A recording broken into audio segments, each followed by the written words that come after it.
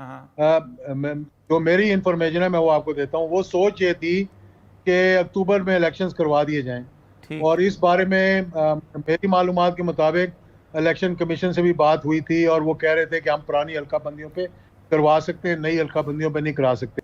अच्छा। अगर कोई बेटर प्रिवेल करेगी और मुल्क को इस दलदल से निकालना है तो कोई अबूरी हुकूमत लाकर हम उससे सारे रिफॉर्म्स करवाकर और मुल्क को इलेक्शन की तरफ लेके जाएं। अच्छा, ये जी नाज़रीन, ब्रेक के बाद आपको खुशामदीद कहते हैं। मुस्लिम लीग ज़िया के सरबरा जनाब एजाजुल हक साहब इस वक्त एक अहम मिशन पे हैं। उनके मिशन को मसालेती मिशन का नाम दिया जा रहा है और मुलाकात उन्होंने की है साबिक़ वज़ीर-ए-आज़म इमरान खान साहब से और कुछ टेलीविज़न चैनल्स पे उनके इंटरव्यूज़ भी सामने आए। और ये साहब एजाजुल हक साहब से बात करने से पहले इस मिशन की कुछ तफसीलात मिशन काफ़ी दिन पहले उन्होंने मुलाकात की थी।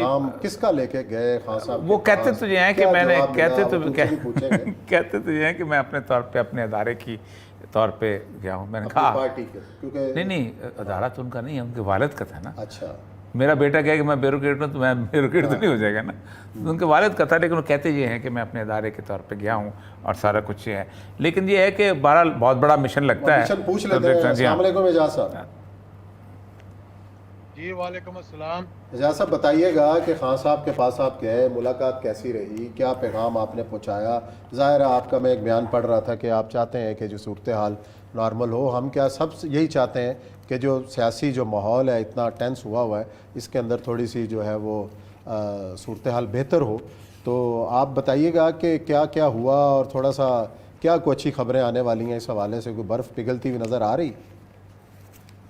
देखें, बात यह है कि मैं 1988 से प्रैक्टिकल पॉलिटिक्स के अंदर हूँ। आपने कई हुकूमतें आती देखी हैं, कई हुकूमतें जाती भी देखी हैं। और हमने पहले ये देखा था कि कितने लाइव जलसों के अंदर इस्टेब्लिशमेंट को तनकीद का निशाना बनाया और फिर उसके बाद जिनको तनकीद का निशाना बनाया उन्हीं से हाथ भी मिलाने बैठ गए। तो इस वक्त जो मुल्क के हालात हैं वो इस कदर ख़राब हुए हुए हैं और हम एक किस्म का जो आप समझ लें कि बैंकरप्सी की तरफ भी जा रहे हैं, मॉरल बैंक की तरफ, डेमोक्रेसी के हिसाब से बैंकरप्सी की तरफ और फाइनेंशियली बैंकरप्सी की तरफ जा रहे हैं।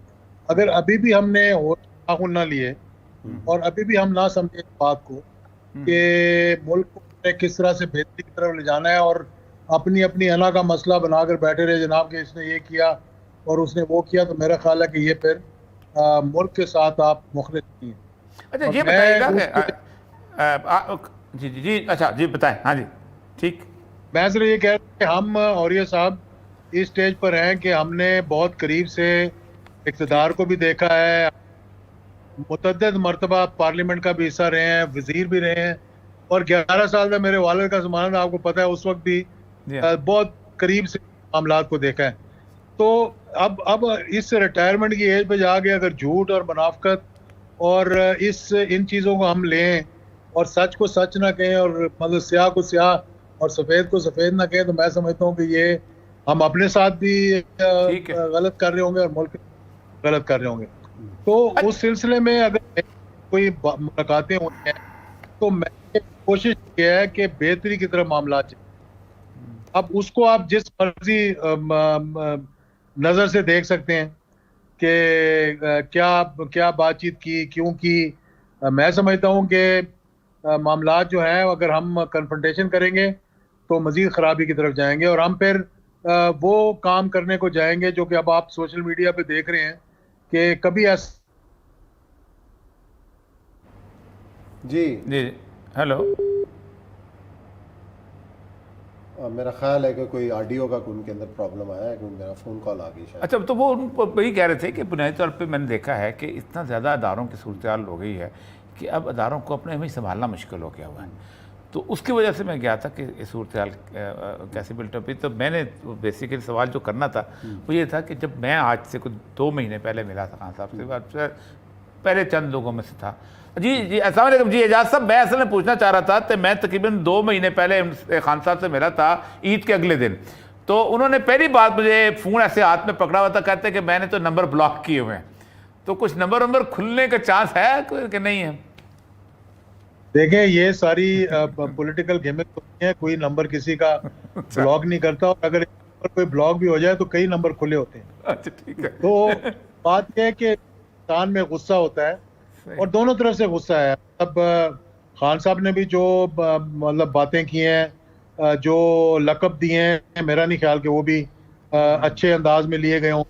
और इसी तरह से मेरा ख्याल है कि अगर किसी को आप बैठे बैठे एक रजीम चेंज हो जाए और आप निकाल दें तो लाजमी बात है इंसान के अंदर गुस्सा होता है। आपने देखा नहीं था कि मुझे क्यों निकाला? पूरे पाकिस्तान में जो दुआई मचाई हुई थी कि मुझे क्यों निकाला, मुझे क्यों निकाला, यहाँ से लेकर पूरी जीटी रोड और लाहौर तक, और उसके बाद भी ये मामला चलता रहा। अच्छा। अगर कोई बेटर प्रिवेल करेगी और मुल्क को इस दलदल से निकालना है तो कोई अबूरी हुकूमत लाकर हम उससे सारे रिफॉर्म्स करवाकर और मुल्क को इलेक्शन की तरफ लेके जाएं। अच्छा, ये जायदाद साहब बताइए कि रिफॉर्म, बुरी हुकूमत बहुत अहम बात की सर, ड्यूरेशन ऑफ अबूरी हुकूमत और रिफॉर्म भी, रिफॉर्म किस किस्म के होंगे? 3 महीने में रिफॉर्म्स कैसे करेंगे? जी हाँ, देखिए, पहली बात तो जो अन रिफॉर्म्स किए गए हैं, डी रिफॉर्म्स किए गए हैं, उन रिफॉर्म्स का जायजा लेने के लिए हमें जुडिशरी और एस्टैब्लिशमेंट करना चाहिए। क्या हम चाहते हैं कि इस मुल्क के अंदर कोई अकाउंटेबिलिटी ना हो? अगर इस पे कंसेंसस है तो मैं समझता हूं कि फिर हमें तय कर लेना चाहिए तमाम स्टेक होल्डर्स को बैठकर कि कोई अकाउंटेबिलिटी नहीं होगी आज के बाद। मादर पिदर आज़ाद हैं, आप जो करें, खाएं पिएं, लूटें, जो मर्जी करें। और अगर आपने ये नहीं करना तो फिर आपको कोई ना कोई तरीकाकार निकालना पड़ेगा। ओवरसीज पाकिस्तान के वोट का बहुत बड़ा एक इशू है। आप अपने रेमिटेंसेस देख लें, 34 अरब से आप कहाँ नीचे की तरफ किस तरह जा रहे हैं। हमारा मुल्क जो है इस वक्त डिफॉल्ट के नहज पे खड़ा हुआ है। दूसरी, अपना ओवरसीज पाकिस्तानीज के वोट के बारे में आपने देखना है। और फिर आपने जो मेजर इश्यूज हैं, ये हुकूमत भी एक किस्म की एक आरजी हुकूमत है, ये 2 सीटों पे खड़ी हुई है। मेजर फैसले जो हैं वो, अब आप बात सुन रहे होंगे हिंदुस्तान के साथ ताल्लुकात के बारे में, इजराइल के साथ ताल्लुकात के बारे में, तो जो हमारा स्टैंड रह चुका है, और ये साहब 72 साल से, वो किसी हुकूमत को हक नहीं बनता कि उस पर फैसला करे, क्योंकि ये तो 1.5 करोड़ वोट लेकर आए हैं, ये 22 करोड़ का मुल्क है। इन चीजों पे जब तक रेफरेंडम नहीं होता, मैं नहीं समझता कि हमें कोई फैसला होना चाहिए इन चीजों के ऊपर। अच्छा, ये बताइएगा कि जो बुरी हुकूमत जो है, ये बुरी हुकूमत को एक जस्टिफिकेशन चाहिए होगी, शाह अदलिया से चाहिए होगी या फिर एस्टेब्लिशमेंट से चाहिए होगी, ये क्योंकि जाहिर बात है ये छोटा मोटा काम तो नहीं है। और क्या समझते हैं, ये अक्टूबर तक के ड्यूरेशन में कर लेगी या 2023 चला जाएगा? मेरा ख्याल है, देखें, जो सोच थी, इससे कहता हूं मैं, चले जो सोच थी, जो मेरी इंफॉर्मेशन है मैं वो आपको देता हूं। वो सोच ये थी कि अक्टूबर में इलेक्शंस करवा दिए जाएं, और इस बारे में मेरी मालूमात के मुताबिक इलेक्शन कमीशन से भी बात हुई थी, और वो कह रहे थे कि हम पुरानी हल्का बंदियों पे करवा सकते हैं, नई हल्का बंदियों पे नहीं करा सकते। तो एक कंसेंसस हो रहा था, लेकिन फिर बीच में ब्रेक लग गया। तो मैं नहीं कह रहा कि अक्टूबर में हो या नवंबर में हो या दिसंबर में हो, मैं ये कह रहा हूँ कि जितनी जल्दी इलेक्शंस होंगे, देखिए इस वक्त आपसे कोई बात नहीं करेगा। तो इन हालात में जब तक आप एक कंटिन्यूटी नहीं आएगी, जब तक एक स्टेबिलिटी नहीं आएगी, आप एक ही मांगते रहेंगे और मतलब दिन ब दिन खराबी की तरफ जाए। तो मेरा ख्याल है कि हर किसी को मुहिब वतन पाकिस्तानी है, उसको ये सोचना चाहिए कि हमने इस मुल्क को किस तरह से इस मुश्किल से निकालना है। क्योंकि अरस्तू तो सारे फेल हो गए, कह रहे थे बहुत से अरस्तू हैं इनके पास, और वो जो है वो कर देंगे, मतलब कि दूध की नहरें शुरू हो जाएंगी, और इनके आते ही जो है वो रुपया जो है वो 160 पे चला जाएगा, पेट्रोल की कीमतें जो है वो इमरान खान साहब भी डिमांड कर रहे हैं कि फिल फॉर इलेक्शन करवाए जाएं। और जो दूसरी तरफ की जो सूरत हाल है, आप तो कह रहे हैं कि ये इलाज यही है, लेकिन जो दूसरी पार्टी है वो इस बात पे तैयार नजर नहीं आ रही। वो तो यही कह रहे हैं कि अगले साल इलेक्शन करवाएंगे। नहीं, मेरे ख्याल आप सियासतदानों, वो तो खैर उन्होंने कह दिया कि वो तो एक दो वोटों की मोहताज है। असल एस्टेब्लिशमेंट की बात है कि वो कहीं राजी हो सकती है इस मसले में। देखिए, मेरा ख्याल है कि अगर कोई बेटर सेंस प्रिवेल करे तो हर किसी को ये सोचना चाहिए कि इस वक्त देखें, अगर मुल्क बैंकरप्ट होता है तो सबसे ज्यादा नुकसान किसका होगा? हमारे दफा का नुकसान सबसे ज्यादा। हम तो चलो सरवाइव कर जाएंगे, लेकिन आपके मुल्क का दिफा, आपके मुल्क की सारे मामलात जो हैं वो किस तरह से आप उनको लेकर चलेंगे आप? आपकी इतनी बड़ी रिक्वायरमेंट्स हैं डिफेंस के लिए आपने उनको लेकर जब चलना होगा तो एक स्टेबिलिटी कंटिन्यूटी होएगी ना। ठीक। आप ऐसे तो नहीं कि धक्के से दो सीटों पे उनको कहे जी आप खड़े रहे, हम आपके पीछे टेक दे देंगे और आप कुछ कर ही ना करने के काबिल ना हो, तो आप कैसे इस मुल्क को चलाएंगे आप? सही जी, बहुत बहुत शुक्रिया जी, एजाज असद, बहुत बहुत